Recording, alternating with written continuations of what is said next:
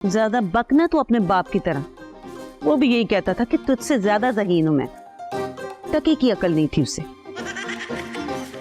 अच्छा, सबसे ज्यादा ज़हीन आप है। ठीक है, अब मैं जाऊं? खाना नहीं खाएगा? नहीं माँ, आजकल पता नहीं क्यों भूख नहीं लगती।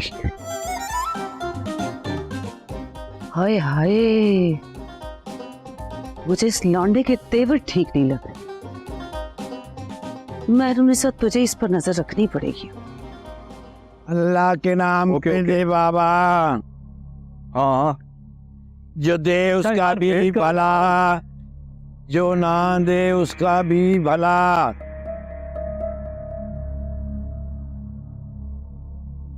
अल्लाह के नाम पे दे बाबा। रुको बाबा, तेरा भाई है। भला हो। ये ले।